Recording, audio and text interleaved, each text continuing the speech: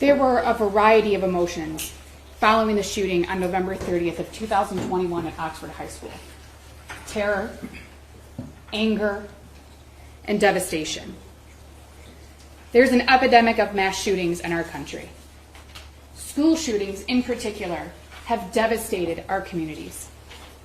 There have been social and political groups formed to address these issues, but so far they've been unable to do so. However, on December 3rd of 2021, the parents of a school shooter were charged with involuntary manslaughter for the first time. When we started this trial, I said that the events of November 30th of 2021 undeniably changed people's lives in ways that most of us will never understand. We know that 4 children were killed, multiple families were devastated, and communities were terrorized. And ladies and gentlemen, James Crumbley and I do not dispute any of that. We heard from people who were at Oxford High School on November 30th of 2021. We not only heard what they had to say, we saw the impact that that day had on them. Multiple people told you what that day was like. They told you what they felt, they told you what they saw, and they told you what they experienced. You were also shown videos of what happened inside of the school on November 30th of 2021. We can agree that you all heard a lot about what happened inside of Oxford High School on November 30th of 2021 through videos and testimony. This case is not about what happened inside of Oxford High School. This case is about what happened outside of Oxford High School. This case is about what James Crumbley knew on and before November 30th of 2021. James Crumbley was charged on December 3rd, 2021 for the deaths of Hannah St. Juliana, Madison Baldwin, Tate Meir, and Justin Schilling. As you've seen throughout this trial, the charges and allegations against James were based on assumptions and hindsight about James and his knowledge about his son, who we've referred to as either his son or the shooter. The prosecution is asking you to second guess the decisions made by James Crumbley on November 30th of 2021 and before those days. And as Sean Hopkins told you, it's easy to look at things in hindsight. But we aren't here to look at things in hindsight. We are here to look at what James Crumbley knew prior to and on November 30th of 2021 before the shooting began. You heard no testimony and you saw no evidence that James had any knowledge that his son was a danger to anyone. You heard no testimony and saw no evidence that James Crumbley knew what his son was planning. You heard no testimony and saw no evidence that James Crumbley was aware that his son knew where the firearms in the home were hidden.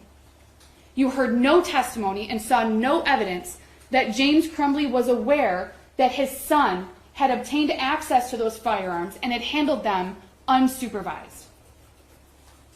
Still, the prosecution wants you to find that James could foresee that his son was a danger to others, and that James acted in a grossly negligent manner or breached a duty that he owed to other people, despite having no information at the time. You obviously know that the defense has no duty to present a defense. We talked about that during jury selection. The judge will give you instructions on that and the law on that. But we did bring out more information so that you all had a more full picture, a more complete picture of what happened in the days leading up to November 30th of 2021 and even on November 30th of 2021. But in the end, if you have any questions, if there's anything that you're unsure of, if there's anything that you're wondering about, the prosecution was the only one that had a burden of proof. when it comes to burdens of proof in this country, beyond a reasonable doubt is a very, very high burden. In civil cases where people sue each other for money, the burden of proof is 50-50. Preponderance of the evidence, whether or not somebody gets money and somebody has to pay money. In cases where the state wants to take your child due to abuse and neglect, it's clear and convincing evidence, a little bit higher. Beyond a reasonable doubt is the highest burden in our country, the highest burden of proof as it relates to criminal prosecutions. Judge Matthews is going to instruct you that reasonable doubt is just that, a doubt based on reason and common sense. It can be based on the evidence, or it can be based on the lack of evidence. When it comes to reasonable doubts, you can have 1 or you can have 10. You don't have to have the same reasonable doubt as your neighbor. What matters is that if a juror has a reasonable doubt, then they must vote not guilty. You can believe that if the prosecution had evidence that James Crumbley knew that his son was a danger to others, you would have seen it. Especially if James knew what was inside of that journal. We've heard about the journal. If James knew what was in that journal, the prosecution would have told you that. If James knew that his son had gained access to his firearms, the prosecution would have told you that. You definitely would have seen it. And the fact that you have not seen any of that evidence can be your reasonable doubt. You can also believe that if the prosecution knew that James Crumbley knew that his son knew where the firearms were stored, the prosecution would have told you that. You would have heard about it, but you didn't, because James didn't know. He didn't know that his son knew where those firearms were. Absence of evidence that James knew that his son had learned where those firearms were can be your reasonable doubt.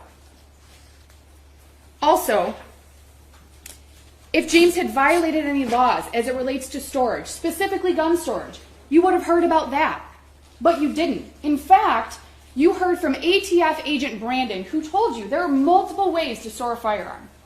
Multiple ways. You can use a safe. You can use a cable lock. You can use a trigger lock. You can store it unloaded with the ammo separately. You can store a firearm in any number of ways. That came from ATF agent Brandon. Those were his words. If the prosecution had evidence that James knew that his son was accessing firearms without his permission, not that his son was accessing them without his permission, that James knew that his son was accessing them without his permission, the prosecution would have shown you that. But you didn't see it because it isn't true. James didn't know. This can be your reasonable doubt. Mr. Wagrowski testified that James would have heard his son handling the firearm, the Kel-Tec that you saw the video of, where he sets the Kel-Tec on the table and loads the magazine. He slides the slide forward. He releases the slide forward. Mr. Wagrowski testified from this chair that James would have heard that because of the volume of the sound and because of the size of the home. You all have observed James throughout this trial. You've seen him. Judge Matthews instructed you at the beginning, James is wearing headphones.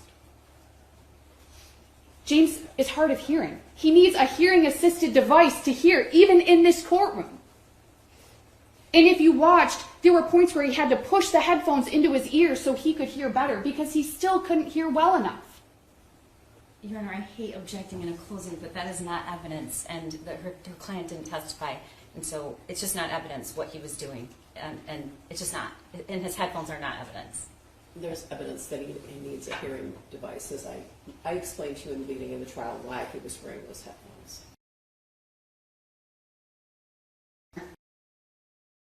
Also testified that he could not indicate and could not say with certainty where James was at the time that his son made that video.